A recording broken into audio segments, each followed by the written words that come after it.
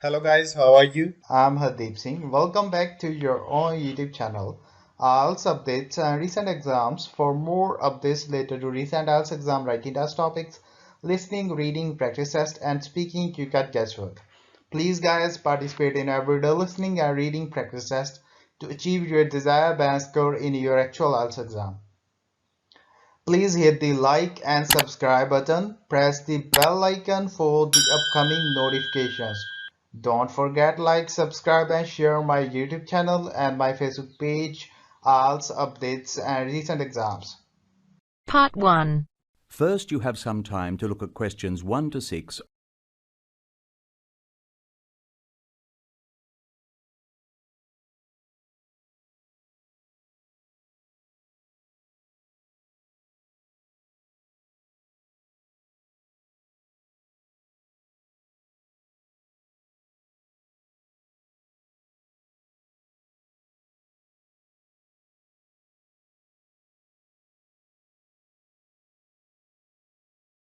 Hi, good afternoon.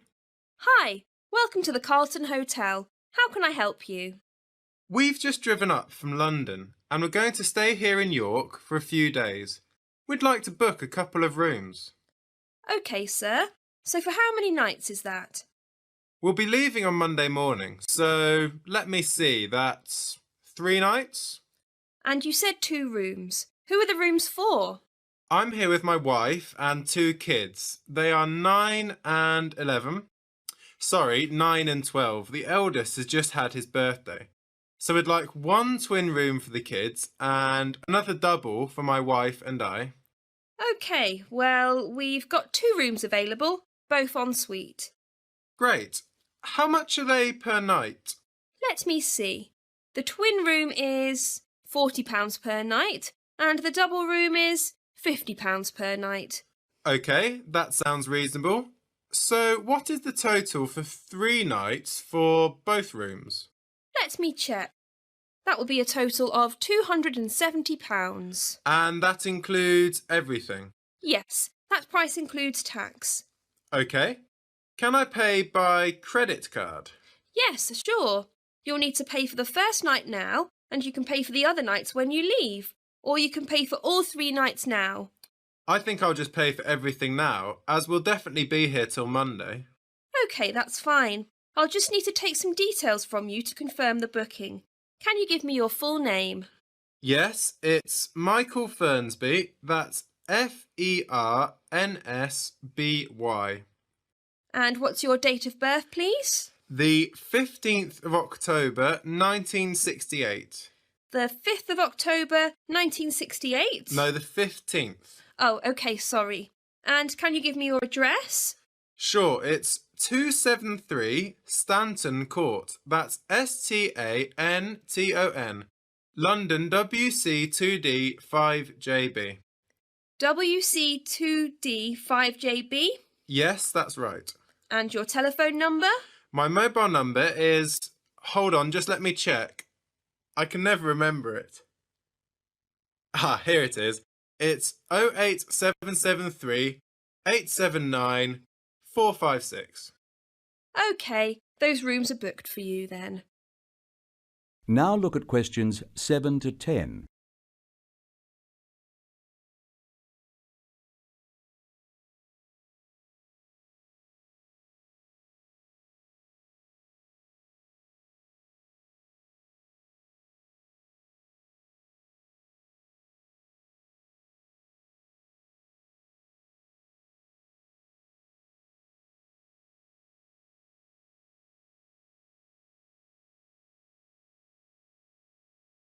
Okay.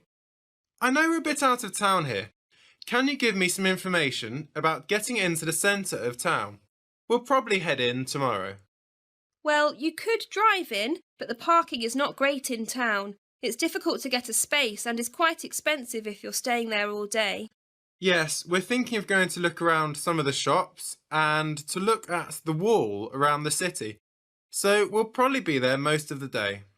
In that case, you're probably best taking a taxi or the bus. How much is a taxi? Into town it will be about £12. Actually, no, I'd say it's around £15. Fares have increased recently. We can book it here for you and it will pick you up outside. It only takes about 10 minutes. Right, I see. What about the bus? How much is that and where does it go from? It's only £2 per person. It's not far from here. You go out of here, turn right onto Oak Tree Avenue, and it's about a 5-minute walk down the road. You can't miss it. The bus ride is about 15 minutes. Oh, okay. Maybe we could do that. Or you could walk actually if you like walking. Part of the way you can walk through the nice park, which is fairly popular with visitors to York. It's about 30 minutes, but it's quite pleasant. Right, well, there's a few options there. We'll have a think about it. I'll go and get my wife and kids. They're just waiting in the car. OK, no problem. Thanks for booking with us. That is the end of part 1. You now have half a minute to check your answers.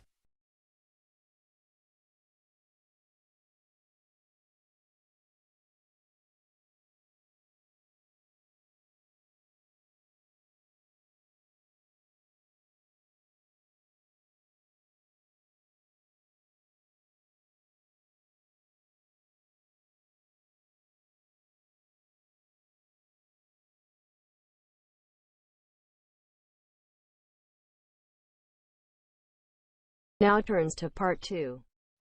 You will hear a woman talking to a group of students about volunteering opportunities with her company, Time Abroad. First, you have some time to look at questions 11 to 14.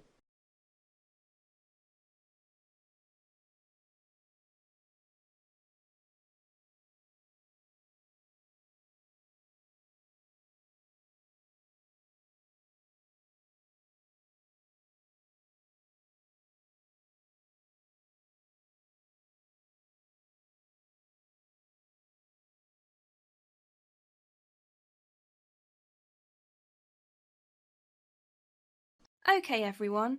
Thanks for coming today and for your interest in volunteering abroad.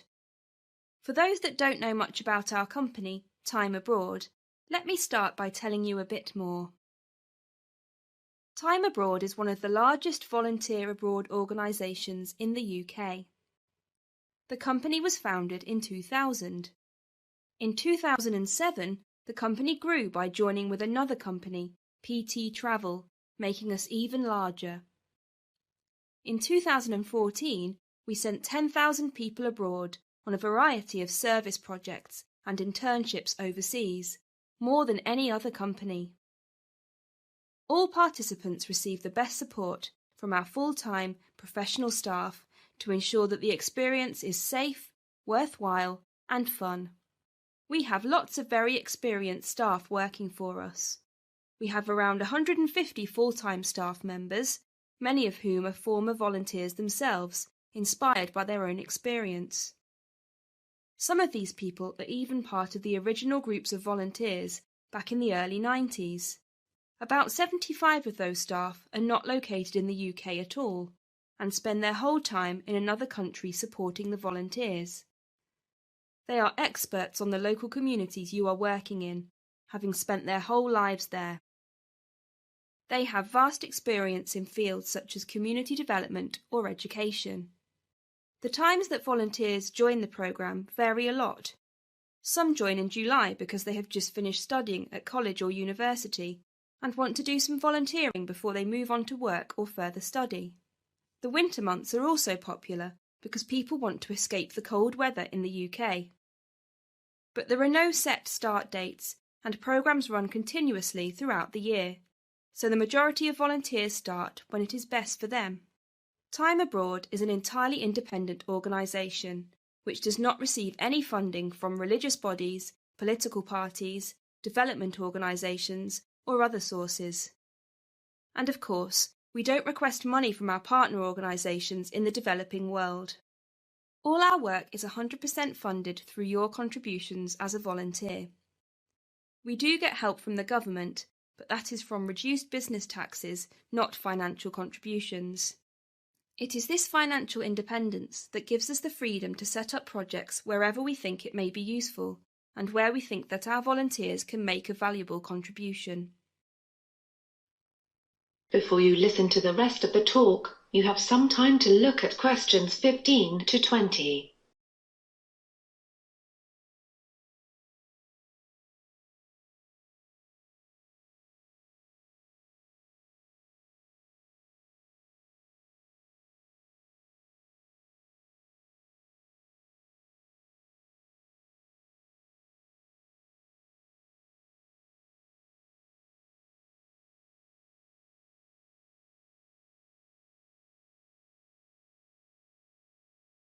Now I'm going to tell you about some of the more popular opportunities in a bit more detail.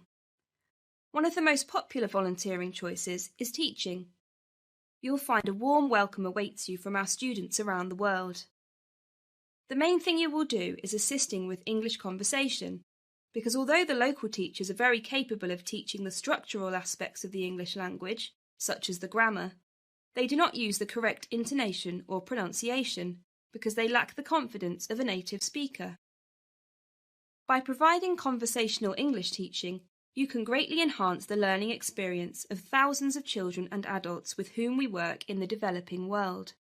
You can also volunteer in agriculture and farming. Access to safe and healthy food is a major concern of any society.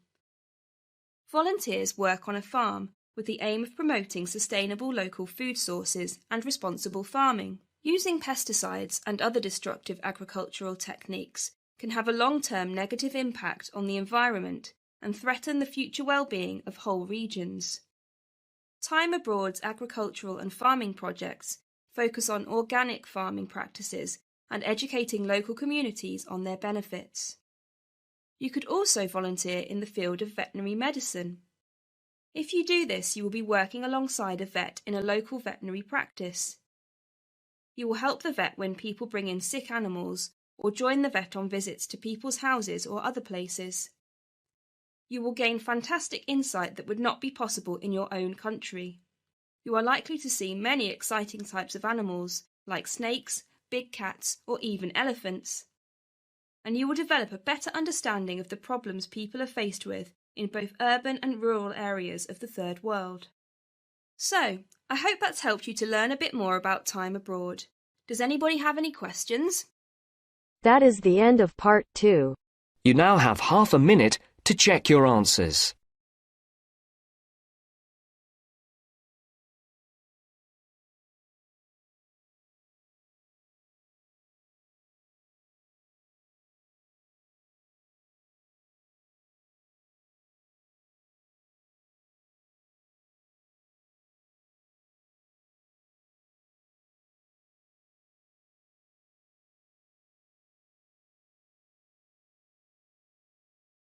Now turns to part 3.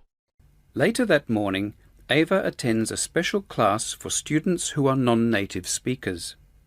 The tutor is interviewing an ex-student of the college. First, you have some time to look at the questions.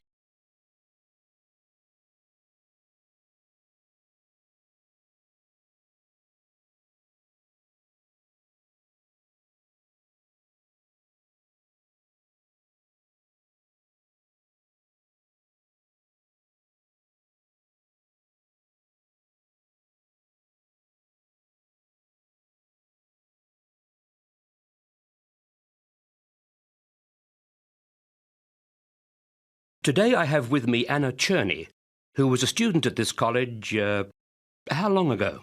I was here 2 years ago now. Anna was a student in this English class when she was at the college, and she is here to tell us about the many problems facing a non-native speaker in a tertiary institution.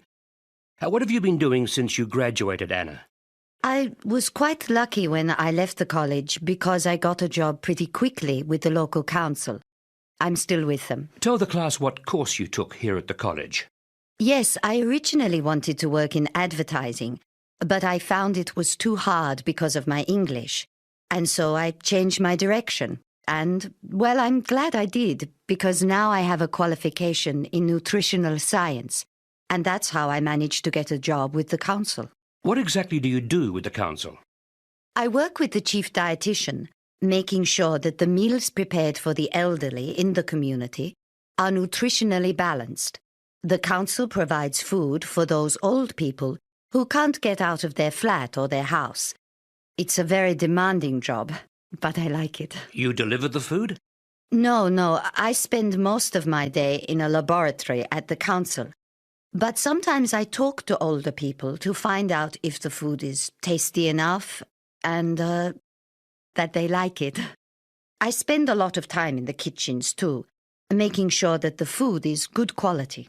What exactly were the problems when you first arrived at the college? I was very shy, you know. I couldn't communicate with the students in my class because most of them were native speakers. My English was not very good. But I thought everything was okay until I got the result of my first examination. The tutor was worried why I was so quiet in class. I told her it was because I was afraid to ask a question. And anyway, she suggested that I talk to the school counselor. What advice did the counselor give? Well, she was very kind and understanding, and I realized that I was doing the wrong course. You have to be an extrovert, you know, outgoing. I think it's a personal thing with me. You had to give a lot of opinions, and I am shy. So she suggested I ask more questions in class. So I made it a rule to ask at least 1 or 2 questions every lesson. So you swapped courses and began to talk more in class. Was there anything else that the counselor suggested? Yes, she said I shouldn't live with students from my own country. I should share a house with some English students. So I did. And my English improved much faster. Are there any problems that you currently have with English? Oh, yes. I used to have problems with the technical vocabulary in my field. But you pick that up pretty quickly. Now it's mostly, I have difficulty trying to understand the colloquial language of the English. The way they express themselves is sometimes very strange. I see. How do you increase your vocabulary, for instance? I listen to the radio a lot. Interviews on radio, talkback programs, that sort of thing. I find that really helps me. It's better than just watching TV. And actually, I keep a journal of the expressions I hear. Some people collect stamps and I collect new words and English expressions. Let's talk some more about your course at the college. Do you remember any study projects that you were involved in? Let me see. Well, there was one study we made of the nutritional habits of English school children. We had to produce a questionnaire for a group of 20 kids, and we discovered that too many children either didn't have any breakfast at all, or else they ate foods for breakfast that were much too high in sugar. These are 2 major dietary problems. Why? It's complicated, but breakfast is an important meal because your metabolic rate, the rate at which the body burns up food, is faster the earlier you begin eating in the day. So, if you want to have lots of energy, eat a good, balanced breakfast. You need a higher metabolic rate, you see. Also, too much sugar in the diet can cause the blood sugar level to rise very quickly at first, and then drop too rapidly. For breakfast, this is bad because later you are more likely to feel sleepy and unable to concentrate. So, eat a good breakfast, you'll think better, concentrate better, and yes, you'll probably score better in your exams. Before you hear the rest of the conversation, you have some time to look at questions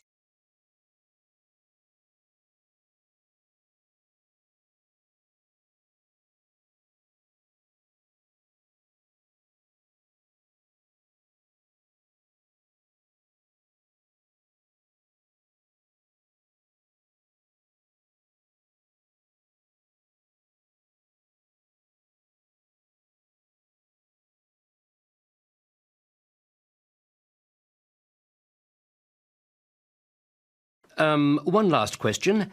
What about your future? Have you any immediate plans? Well, in the short term, I'll continue to work for the council and gain more experience there. I hope to get a position in a hospital, which would be much more challenging than my present job. After that, my long-term goal is, I have a dream to open my own business, an agency providing nutritional advice and giving consultations. Or I might have to go back to my own country instead and do what I can to improve the diet of my people at home. I see. Now, does anyone have any questions for Anna? Yes, in the first row. That is the end of part 3. You now have half a minute to check your answers.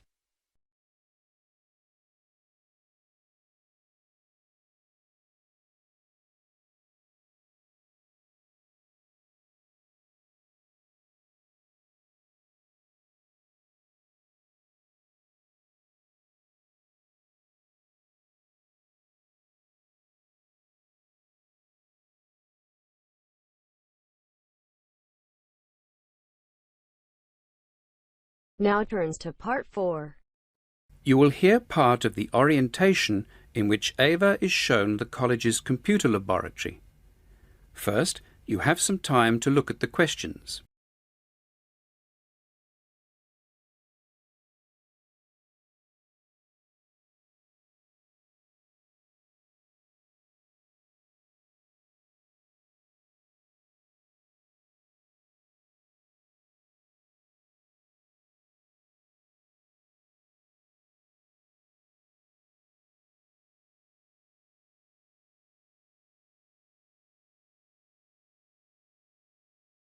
Well, as you can see, we have well over 100 PC computers, as well as 20 Macintosh computers set up for those students who need to produce high-quality graphic design work. Of course, maintenance of all these machines and the equipment that goes with them, printers, fax machines, modems, etc., takes up almost all of my time. So, we have a number of rules. All students are expected to follow the rules, or they will be unable to use the lab in the future. And just about everybody needs to use the lab at some stage. First of all, log-on procedure. All students have to log on. That is, enter their name and lab number before the program menu comes up on the screen. The reason is that if anything goes wrong with the machine, we can find out from you what it was you were doing when the problem occurred. And this can save a great deal of time when trying to solve the problem. Which brings us to the second rule. If something goes wrong, you mustn't just walk away from the computer or turn it off and pretend it hasn't happened. You must let me or one of my assistants know what has happened. And remember, we can always find out who was last using the machine. So, with these two simple rules, it becomes relatively easy to maintain so many machines. The third rule concerns the use of student disks. At no time are you allowed to bring your own disks into the laboratory. This lab is completely free of the need for student disks of any kind, because each computer is linked to a network, and there are 4 networks, each of which has its own file-serving machine. We don't want you to bring along your own disks for 2 very good reasons. The first reason is because of copyright law. It's illegal to copy programs bought by the college. The second reason has to do with those nasty little programs called viruses, which can do a tremendous amount of damage. So, no student disks in the lab. We therefore insist that you leave your bags outside too, which is rule number 4. Now, a network simply means a number of computers are linked together. In other words, can share information. There are 3 networks for the PC computers and 1 network for the 20 Macintosh machines. That brings me to the 5th rule. Students must only access the network that is set up for their use. One of the 3 PC networks is only for first-year students to use, over here. Another is only for second-year students, over there along the back wall. And the third network, on the far right, is reserved for third-year student use. The Macintosh computer network is reserved for second- and third-year students only, unless you are a first-year student of the graphic design course. Rule 5. You can only access the network that is set up for your level. All networks have printout capability, and there is a charge per page on the laser printers. The dot matrix printers, which of course do not give such good quality printouts as the laser printers, are suitable mainly for giving a rough copy of your work. They are free for student use during class hours. After hours, a charge applies. Now, class hours, as you probably already know, are from 9 in the morning until 3:30 in the afternoon, Monday to Thursday, and until midday on Fridays. The computer lab, however, is open an hour before class begins each day, and until 6 o'clock every afternoon, except for Fridays, when the lab closes at 5.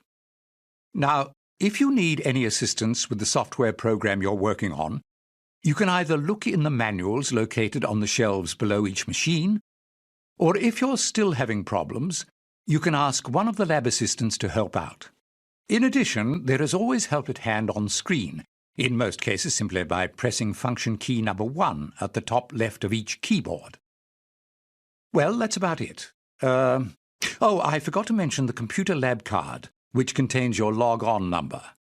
By producing your card, you can borrow computer books and manuals from the computer lab library. Okay. That's all I need to tell you at this stage. That is the end of part 4. You now have half a minute to check your answers.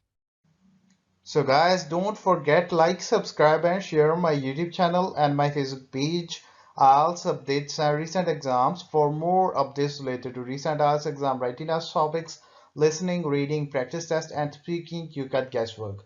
Please guys, participate in everyday new IELTS listening and reading practice tests to achieve your desired band score in your actual IELTS exam. For more IELTS material, visit my official website www.ieltsupdatesandrecentexams.com. The link is given below in the description. If you need PDF files of latest IELTS material, then please join my Telegram channel. So guys, please write your score below the comment section. Again, thanks for listening. God bless you all guys. Stay tuned, stay safe.